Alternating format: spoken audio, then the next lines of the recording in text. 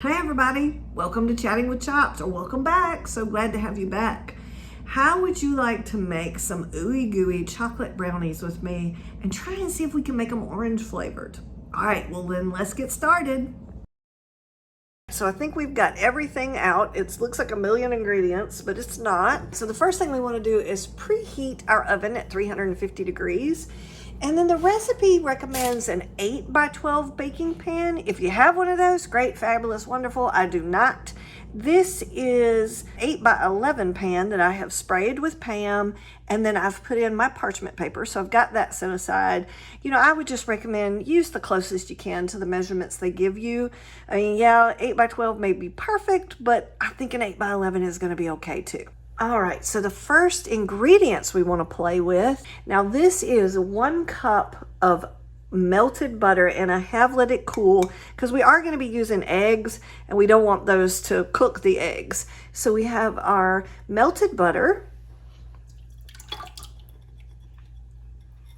And then we're going to take our oil, which we have 2 tablespoons of vegetable oil. We're going to take both of our sugars. So we have, the first one is our 1 1/4 cup of white sugar. We're going to pour that in there. And then we're going to take our 1 cup of brown sugar. We're going to pour that in there. And now we're going to whisk this together until it's combined. And I'm just going to use my little whisker attachment. And since this is brownies, we're going to just mix until combined. We don't want to mix it too long, okay?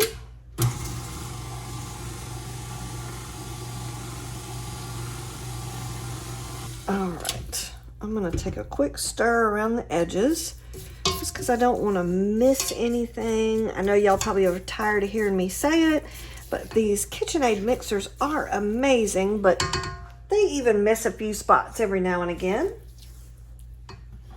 Here's my little plate. Okay, and we're going to be switching attachments. All right, so the next thing we want to do is add in our eggs, and we need 4 room temperature eggs.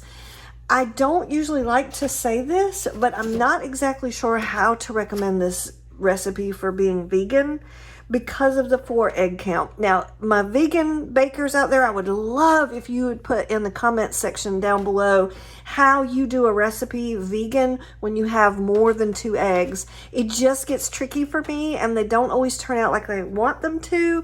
So will you please help me out with that? Because I would love to be able to bake more vegan recipes, but when I get past 2 eggs, the consistency just gets way off for me. So anyway, we're going to add our eggs in.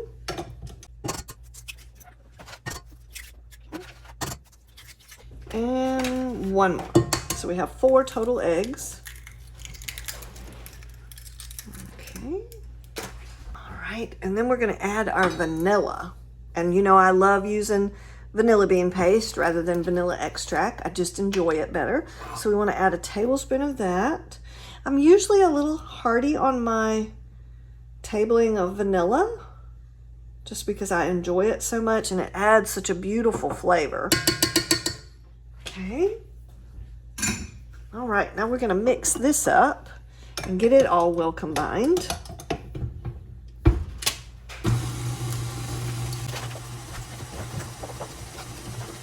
All right. That looks really, really good. So now what we're going to do is we're going to sift some of our dry ingredients together. So we want to sift together our flour, which we have 1 cup of flour, and I'm going to be adding in a little bit more liquid in a minute that I'm going to tell you about. So the regular recipe asks for 1 cup of flour, and since I'm adding some additional liquid, I'm adding 1 1/4 cup of flour. But I want to sift all these ingredients together. So I'm putting this in my bowl. Make sure you guys can see that. And I'm going to sift this through. All right, and then we need to sift our 3/4 of a teaspoon of salt. And that just about sifted itself. And then we're going to, another ingredient that I've tampered with a little bit.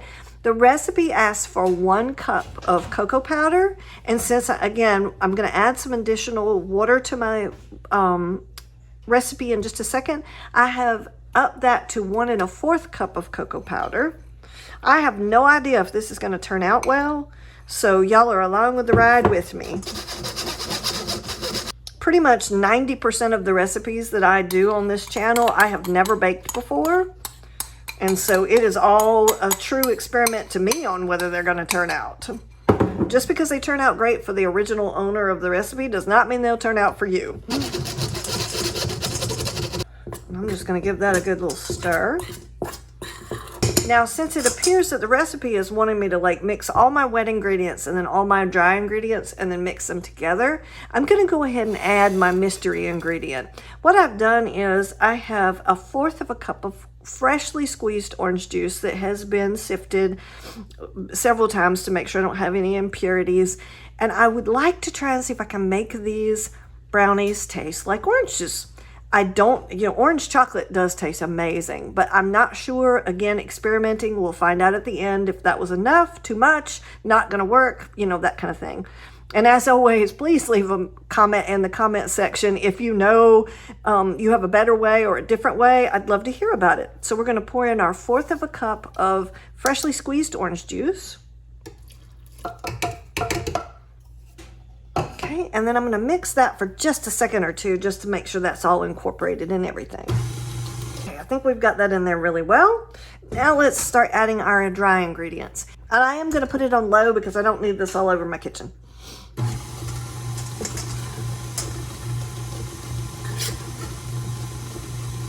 Okay, we want to get that just barely beaten in. All right, and we're going to do one more mix.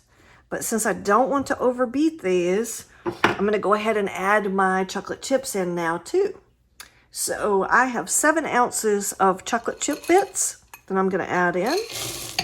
And just let my mixer mix those in.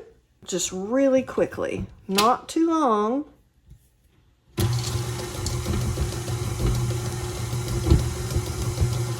All right.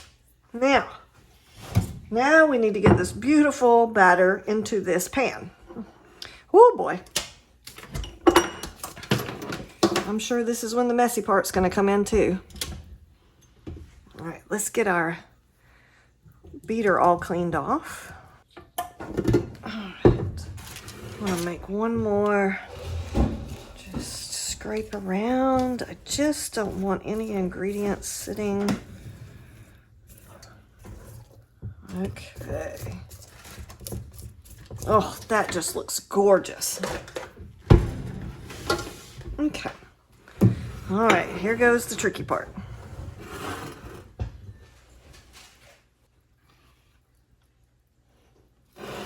So far, so good. None of it's on the counter. That's always good. Whoop, nope, spoke too soon. Just don't want to miss any of that. All right, so now we're just going to kind of evenly push this into the corners of our parchment paper so we can get some nice even brownies. Ooh, that corner is trying to dip in. There we go. Okay, got it all set up. Now, oh goodness, I told you, I am the messy cook. So what we're gonna do is we're gonna take this and put it in our preheated 350-degree oven. And the recipe is very clear as far as wanting to get these as fudgy as possible. It's basically saying to cook them for 25 to 30 minutes to get the true fudgy texture. And what we're going to do is we're going to check them, and you're looking for the center to no longer jiggle and just be set at the touch. So if you put a toothpick in it, it's still going to come out dirty because it's going to continue to cook when you take it out of the oven. So 25 to 30 minutes until the center is just set and doesn't jiggle anymore when you move the pan. All right? All right, so I pulled them out of the oven. It said you were supposed to wait until they were a little less jiggly. So mine is just barely wiggling. I'm gonna pop in real quick. I've let this cool for a good little while, just sitting here, but I'm gonna take them out of the glass container.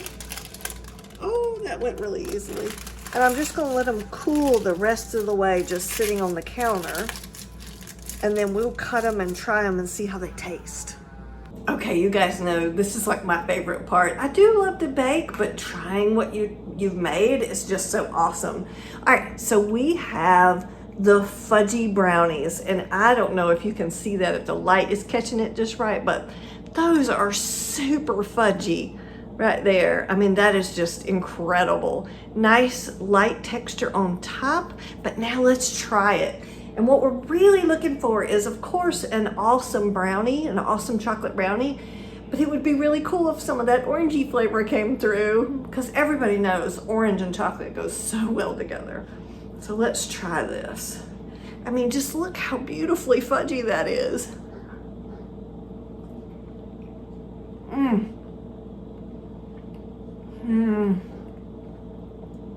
Oh, that is so beautifully fudgy. I'm gonna try one more bite because I didn't taste any orange, which is so unfortunate, but that is just beautifully moist and fudgy and just fabulous. Hey, if you enjoyed this video, please like and subscribe, and I'll keep making fabulous bakes for you. And I think I'm gonna finish this just to make sure that I don't taste the orange. So, hey, catch y'all on the next bake.